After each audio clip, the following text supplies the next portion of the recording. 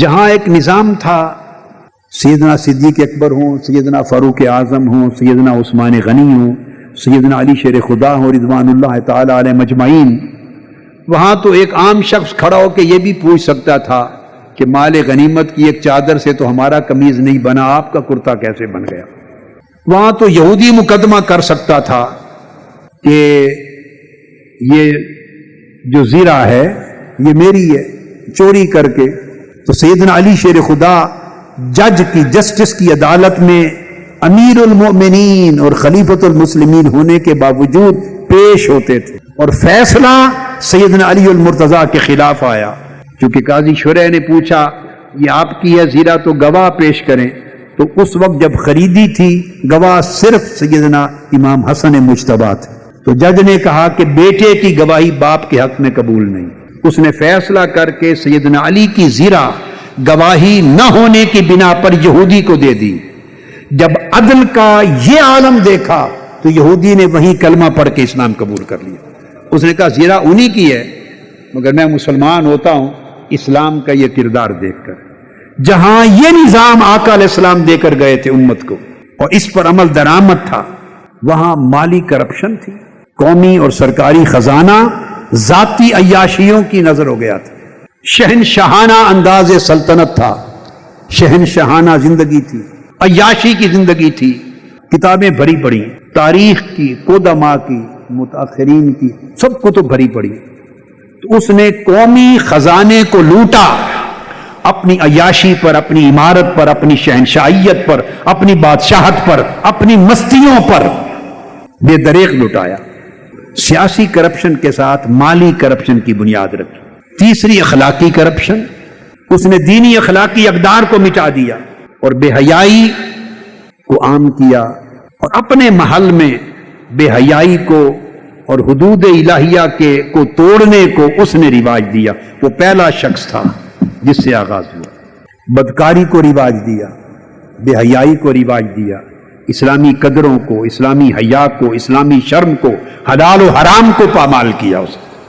یہ جو تین قسموں کی میں نے کرپشن بتائیں، اس کے مجموعے کا نام، وہ تو ایک شخص تھا مگر وہ یہ پورا فکر اور نظام دے گیا، اس پورے نظام کا نام یزیدیت بنا۔ یہ پورا نظام یزیدیت کی شکل میں آج تک ایگزسٹ کرتا ہے، جس کی طرز زندگی میں، طرز حکمرانی میں، طرز سلطنت میں، طرز حکومت میں ان چیزوں کی جھلک نظر آئے، وہ اپنے دور کا یزید ہے، اور جو ان پلیدیوں سے ٹکرائے وہ اپنے دور کا غلام حسین ہے، وہ اپنے دور کا حسینیت کا پیروکار ہے، وہ حسین کا غلام ہے، وہ حسین کا وفادار ہے، وہ حسین کے لشکر کا ایک سپاہی ہے، جو اپنے دور کے یزید کو اور اپنے دور کی یزیدیت کو للکارے اور ٹکرائے۔ تو یزید نے انسانی حقوق کا قتل عام کیا، اس نے انسانی آزادیوں کا قتل عام کیا، اس نے اخلاق و شرافت کی قدروں کا قتل عام کیا، اس نے دین اور احکام شریعت کا قتل عام کیا، اس نے نظام احتساب کو، اکاؤنٹیبلٹی کو، احتساب کو، اس نے اس کا قتل عام کیا، عدل و انصاف کا قتل عام کیا، اور سارے نظام کو اپنی ہوا، ہرس اور ہوس کی بھینٹ چڑھا دیا۔ ساری سلطنت کا نظام اس نے ذاتی خواہش کا نام رکھا۔ اب آپ سمجھتے ہیں کہ یہ چیزیں نظر آتی ہیں کہ نہیں؟ یہ باقیات یزیدیہ ہیں۔ یہاں ایک بڑی امپورٹنٹ بات کہنا چاہتا ہوں۔ آقا علیہ الصلوۃ والسلام نے ارشاد فرمایا تھا، من رأى منکم منکرا فلیغیرہ بیدہ فإن لم یستطع فبلسانہ وإن لم یستطع فبقلبہ وذلک اضعف الایمان۔ آقا علیہ الصلوۃ والسلام نے تین معیار مقرر فرمائے تھے۔ فرمایا تم میں سے جو شخص برائی کو، ظلم کو، بے حیائی کو، لوٹ مار کو، کرپشن کو، دین کی حدود کی خلاف ورزی کو، ظلم کو، جبر کو، آقا علیہ السلام نے فرمایا جو بھی منکر ہے، جو اس کو کھلے بندوں دیکھے، اس کو نظر آئے، تو اس پر فرض ہے کہ وہ اپنی پوری طاقت اور قوت کے ساتھ اس کو روکے اور اس نظام کو بدلنے کی کوشش کرے۔ فَلْيُغَيِّرْهُ بِيَدِهِ، پوری قوت کے ساتھ اس نظام کو بدلے۔ وہ نظام جو منکر پہ قائم ہے، جو بدی پہ قائم ہے، جو ظلم پہ قائم ہے، جبر پہ قائم ہے، بے حیائی پر قائم ہے، لوٹ مار پہ قائم ہے، حرام پر قائم ہے، فَلْيُغَيِّرْهُ بِيَدِهِ، اس کو بدل دے اپنی قوت کے ساتھ۔ یہ آقا علیہ السلام نے ایک پہلا معیار قائم کیا، یہ معیار آئیڈیل ہے۔ پھر آپ نے خیال فرمایا اپنی امت کے کمزور لوگوں کا، اور فرمایا فَإِن لَّمْ يَسْتَطِعْ فَبِلِسَانِهِ، اور اگر کوئی اتنی طاقت اور جرت نہ رکھے، ہر ایک کے سینے میں ایسا کلیجہ نہیں ہوتا نا۔ شعروں میں ٹکرانے کی بات کرنا بڑا آسان ہوتا ہے، شاعری میں، تقریروں میں ٹکرانا بھی بڑا آسان ہوتا ہے، مگر میدان میں اتر کے ٹکرانا اور اپنی جانیں دے دینا یہ مشکل ہوتا ہے۔ یہ اسی کو نصیب ہوتا ہے جس کے من میں اس نے حسینیت کا چشمہ کھول دیا ہو، جس کو حسینیت کے نور سے روشن کر دیا ہو۔ اگر حسینیت کسی کے من میں داخل ہو جائے، اس میں بزدلی نہیں رہتی، بے حسی نہیں رہتی، بے ضمیری نہیں رہتی، بے غیرتی نہیں رہتی، بے حیائی نہیں رہتی، ڈر نہیں رہتا، خوف نہیں رہتا، مصلحت نہیں رہتی، اس کی ٹانگیں کانپتی نہیں ہیں۔ پھر وہ کمزور بھی ہو تو دنیا کا طاقتور ترین ہوتا ہے، کیونکہ اس کی طاقت اپنی نہیں ہوتی، اس کی طاقت حسین سے ہوتی ہے، فکر حسین سے ہوتی ہے۔ سو آقا علیہ السلام نے جانتے ہوئے کہ ہر کوئی ٹکرا نہیں سکتا، کمزور بھی ہوتے ہیں، چھوٹے کلیجے والے لوگ بھی ہیں، تو ان کا دھیان فرما لیا کہ بہت بڑی اکثریتی امت سے نہ نکل جائے، ان کا بھی خیال رکھا۔ فرمایا فَبِلِسَانِهِ، اگر کوئی ٹکرانے کی جرت اور ہمت نہ رکھے تو زبان سے للکارے، یا ٹکرائے یا للکارے، دو پیمانے دیے۔ پھر زبان سے اس کی مذمت کرے، اس کا ساتھ نہ دے۔ آقا علیہ السلام نے رعایت فرمائی ان بہت کثیر تعداد میں ہر زمانے کی اپنی امت کے افراد کی جو ٹکرانے کا کلیجہ نہیں رکھتے، ان کا خیال کیا۔ پھر تیسرا درجہ اور تیسرا پیمانہ دیا، فرمایا آقا علیہ السلام نے کہ اس سے بھی کمزور دل کے لوگ ہوں گے، مفاد زیادہ طاقتور ہوگا ان کی زندگی میں۔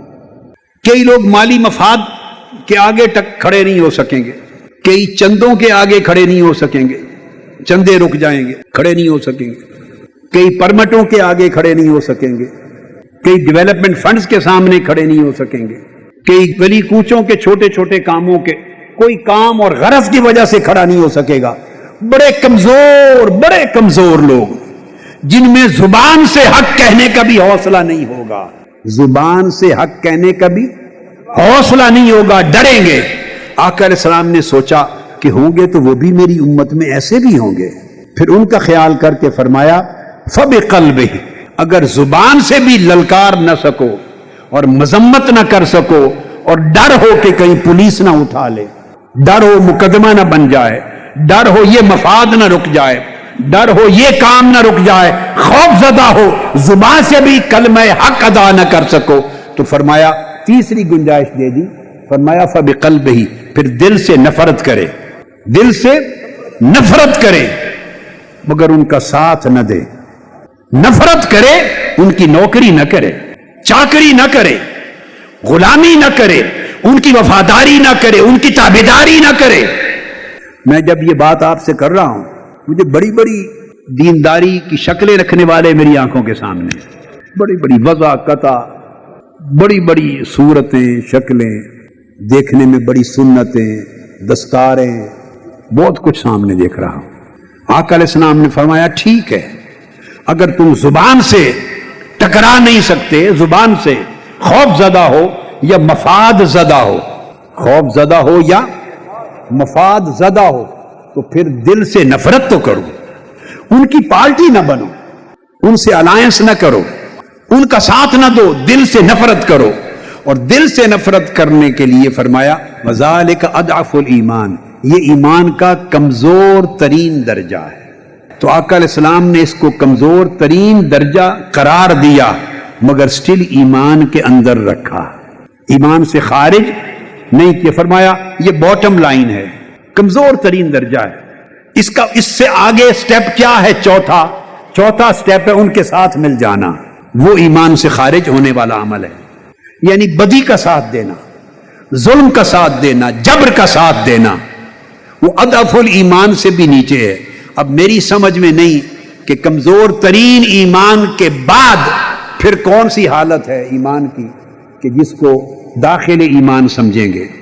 شرعی، اعتقادی، اصولی، فنی بحث سے قطع نظر عملی ایمان، کیا عملی ایمان کی شکل میری سمجھ میں نہیں آتی کہ اضعف الایمان کے بعد، باٹم لائن کے بعد تو مائنس شروع ہو جاتا ہے نا، باٹم لائن تو زیرو پر آ گئے، 10 سے نیچے گرے، 10، 9، 8، 7، 6، 5، 4، 3، 2، 1، اس کے بعد زیرو آ گیا، اضعف الایمان، تو اس سے نیچے جائیں گے تو مائنس شروع ہو جاتا ہے۔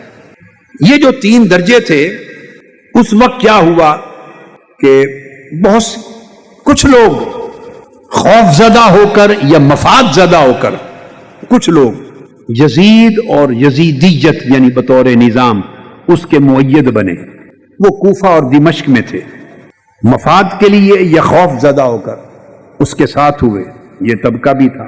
باقی بھاری اکثریت وہ 2 پوزیشنز میں رہی، 2 پوزیشنز میں، فبلسانہ اور فبقلبہ۔ بھاری اکثریت، میں آپ کو حسین کی انفرادیت سمجھا رہا ہوں آج۔ انفرادیت کیا ہے حسین کی، امام حسین کی؟ کون سا انوکھا کام کیا انہوں نے؟ ایک ہے پورا خانوادہ قربان کروا دیا دین کے لیے، خاندان شہید کروا دیا۔ دوسرا ہے انتہا درجے کی مظلومیت جس میں شہادتیں ہوئی۔ یہ سارے ایسپیکٹ اپنی اپنی جگہ، مگر ان سارے حقائق سے ہٹ کر ایک دوسری انفرادیت سمجھا رہا ہوں کہ کیا ہے۔ بھاری اکثریت امت کی یا فب لسان ہی کے درجے میں یا فب قلب ہی کے درجے میں گئی۔ حسین فلیغیرہ بیدہ کے مقام پر فائز ہوئے، فلیغیرہ بیدہ۔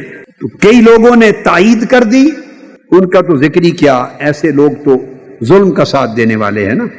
بہت سے لوگوں نے رخصت کا راستہ، مصلحت کا راستہ اور خاموشی کا راستہ اختیار کیا۔ خاموشی، مصلحت اور رخصت۔ حسین نے عزیمت کا راستہ اختیار کیا۔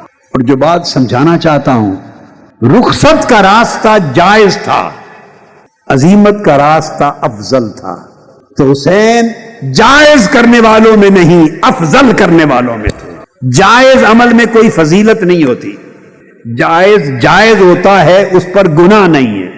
اس جائز پر، مباح پر عمل کرنے والے کے لیے فضیلت نہیں ہے۔ ساری فضیلتیں حسین سمیٹ گئے۔ رخصت اور خاموشی کی ان حالات میں قرآن مجید نے بھی اضطرار کی حالت میں اجازت دی ہے۔ فَمَنِ اضْطُرَّ غَيْرَ بَاغٍ وَلَا عَادٍ فَلَا إِثْمَ عَلَيْهِ۔ یہ اضطرار کی حالت میں اجازت ہوتی ہے۔ حسین صاحب اجازت نہیں، صاحب فضیلت ہوئے۔ اجازت کا طریق بہت سو نے اپنایا، مگر فضیلت کا طریق حسین کے حصے میں آیا۔ یہ راہ عزیمت تھی جو امام حسین نے اپنائی۔